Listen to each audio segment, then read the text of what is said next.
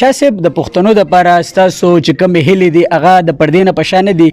د پښتون قام چې دی عوامي نیشنل پارټۍ د ووټ په لاره باندې ولې سملو ته نه لیږي او پښتون قام چې دی عوامي نیشنل پارټۍ له ووټ ولې نه ورکوي څه وجه کېدی زه کراچۍ سره لپاره بند کوم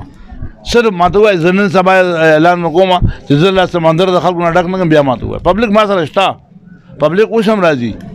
سوال دا دی چې زه ووټ غواړم زه پارلیمنټ ته غواړم جلسه که به زه نن دومره وکړم چې پاکستان بدون خطرې خو جلسه ماله فایده نه راکوي ماله فایده راکوي چې د کوچلان ناظمان ماله راکوي چې ناظمان وګټئ بیا به زه زردالي راغواړم مردانه اوس چې تراشه زما د پښتنو اوبه باچا خان چې ډېرې زیاتې هیلې کړې وې بیا د هغې نه پس زموږ نور داسې بلها مشران دي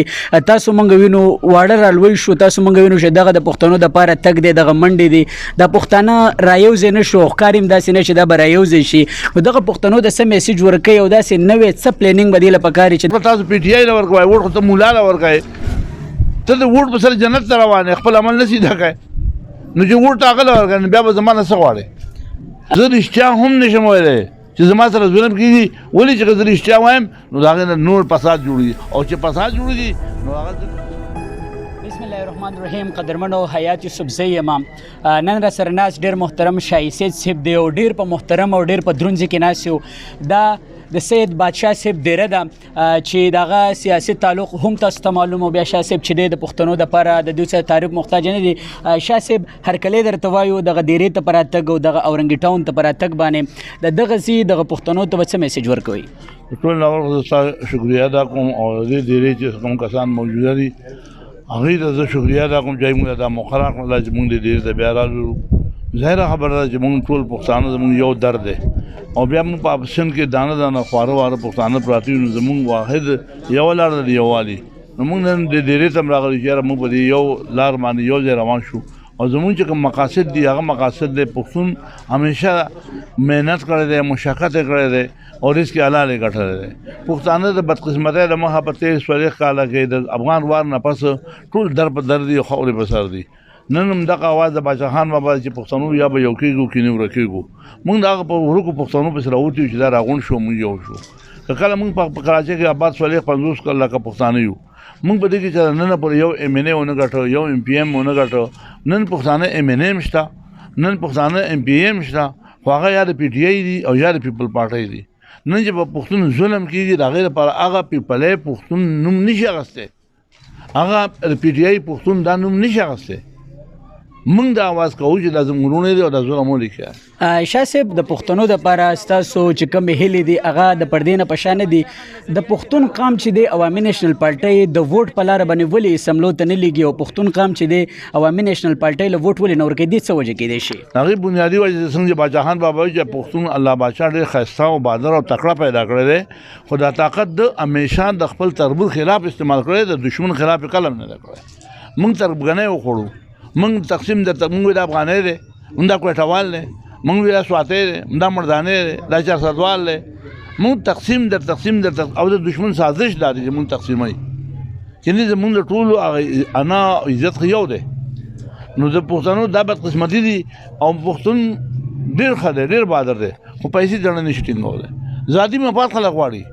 یاره ما ته یو سړي امداوني چې ما ته د اوبو ته وایي به ځانله نوکري غواړي یا به ځانله چې یو نوکري کړي بیا به بله غواړي بیا چې نوکري وکړي بیا به وایي د شو پوسټ نه راکړه بھائی ذاتي مفاد به پرېږدی د قومي مفاد سوچ پکار دی کله چې په پښتنو په کراچۍ کې ظلم و د رکشه باندې را د هغې دپاره خدای زه راوتم غواړه بیا چې کچا باندې روانېدې هغه وخت یاد کړه دا مصطفی کم کودال چې یو او کچا باندې روانېده څه زه ولاړم که نه الطاف حسین نه مخې ته زه ودرېدلم که نه دا ان پي ولاړه وه که نه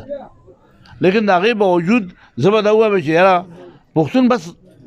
بدقسمتۍ د مخې په اتفاق باندې دوی په یو خبره اتفاق کړی چې چېرې په ژوند کې به اتفاق نه کړو شاه صاحب باچا خان چې دی ډېرې زیاتې هیلې کړې وې بیا د هغې نه پس زموږ نور داسې بلها مشران دي تاسو موږ وینو واړه رالوی شو تاسو موږ وینو چې دغه د پښتنو دپاره تګ دی دغه منډې دي دا پښتانه رایوځای نه شو ښکار هم داسې نه چې دا به رایوځای شي خو دغه پښتنو د څه میسیج ورکوي او داسې نوې څه پلانینګ به دې له پکار چې دغه پښتانه پرې راټول شي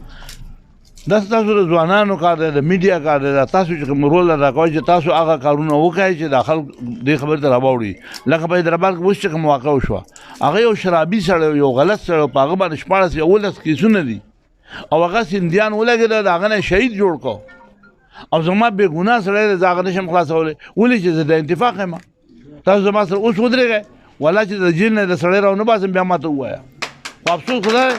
افسوس خو دا دی او زه دا سپین رښتیا ستا ته خو وایم خو دا زه په میډیا نشم ویلی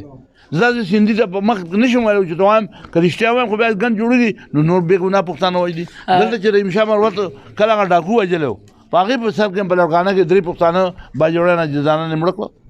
د هغې اواز هم ما اوچت کړو بیا په کوم پرسه بتلم زه رښتیا هم نشم ویلی چې زما سره ظلم کېږي ولې چې که زه رښتیا وایم نو د هغې نه نور فساد جوړېږي او چې فساد جوړېږي نو هغه زه ولې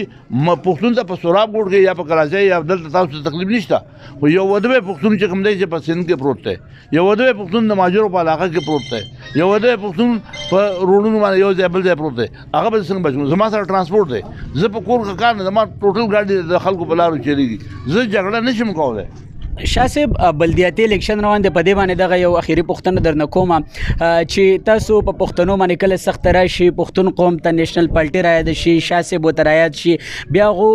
دغه سیاست ورته د پښتنو رایاد شي خو په کراچۍ ښار کې داسې د ملک په ډیرو سیمو کې چې کوم ځای پښتانه به دلته ډیره زیاته پاسماندګي ده نو دغه پاسماندګۍ دپاره چې دی نو تاسو څه هیلې کړي دي یا تاسو داسې څه پروګرام شته چې یاره موږ به صرف پښتنو له په غویمو لانجو کې اواز اوچتو که نه په دغه پاسماندګۍ دپاره هم څه کار پکار دی بنیادي خبر دا چې ته ما پارلیمنټ ته ولېږې نو زه به تاله وکړم کنه کله چې موږ له په 2008 2013 پورې حکومت ملا شو په خیبر پښتونخوا کې دلته نه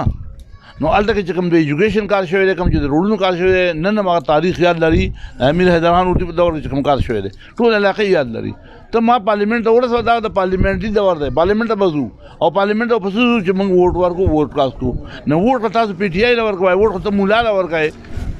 ته د ووټ په سره جنت ته روان یې خپل عمل نه سیده کوئ نو چې ووټ هغه له ورکوي بیا به زما نه څه غواړې شاه صاحب یو اخیری پوښتنه درنه کومه د عوامي نیشنل پارټۍ چې نه دا هغه بلدیاتي اخیرنۍ وه که نه دا داسې دی چې شاه صاحب د عوامي نیشنل پارټۍ یو دور و بیا داسې و چې کله جلسې به وي په هغې کې به انسان چې دی سټیج ته نسو رسېدی اوس داسې یو سچویشن دی چې نیشنل پارټۍ هغه شان په کراچۍ کې زور هم نه ښکارېږي بیا چې ستاسو کومې جلسې کېږي نو هغه هم هغه مخکني په شان نه دي عوامي نیشنل پارټۍ کمزورې شوه که دغه څه وجه ده دغه اخیري میسیج دغه پښتنو له ورکړه چې دغه پښتانه بیا راژوندي شي عوامي نیشنل پارټۍ خپل تاریخ لري خپل قایدین لري عوامي نیشنل پارټۍ کې چې کوم زما مرکزي قایدین دی د الله فضل دی د دنیا په پارټو کې وګوره د پیپل پارټۍ حال دی مو ګوره د نون مو ګوره د جیوی مو ګوره او زما مشر په 400 کې ناست دی د خدای په فضل دی صفا کلیر کاغذ ساتي دغه شان چې زما کوم ورکړ دی هغه ورکړ هیڅ نه دی هغه نن هم زما سره دی خو دغه زه نه کوم زه غټه جلسه سره لپاره وکړم زه کراچۍ سره لپاره بند کړم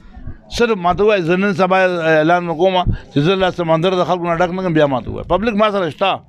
پبلک اوس هم راځي سوال دا دی چې زه ووټ غواړم زه پارلیمنټ ته غواړم جلسه که به زه نن دومره وکړم چې پاکستان به دونه غټه وي خو جلسه ماله فایده نه راکوي ماله فایده راکوي چې د کوچران ناظمان ماله راکوي چې ناظمان وګټئ بیا به زه زردالي راغواړم مردانه چې تراشه زما د پښتنو اوبه لکه اوس د دې ډیم نه اوبه بهیږي په روډ فل شوی لیکن تا ته نه میلاویږي نو دا تپوس به ځاله کوم چې زه د هغې حصه جوړه شم چې زه حکومت ځان ته مجبوره کړم ما له 2-3 سالو بیې راکړی یو 2 مهینې راکړی چې زه هلته مطالبه وکړم چې بهي ته زما له اخر چې اوبه دي تاله ولې ووټ درکړم ډیره مننه شاه صاحب زموږ ټي وي ټیم او دغه ټولو پښتنو طرفه ته موږ سلام پیش کوو چې په کومه طریقه باندې تاسو به د تېرو ورځو کې د پښتنو دپاره اواز اوچت کوو بیا د پښتنو دپاره نه بلکې د ټولې کراچۍ او د سیند دپاره چې امن قایم شو هغه هم د دغه شاه صاحب دپاره دی شاه صاحب په دواړه لاس درته سلام کوو د دوی د ټیم ډېره زیاته مننه کوو چې په دومره وخت کې موږ له وخت راکوو شاه صاحب سره زموږ خبرې ریکارډ کړې ښه د باد او بریالي اوسئ چېرته به بیا ملاقات کېږي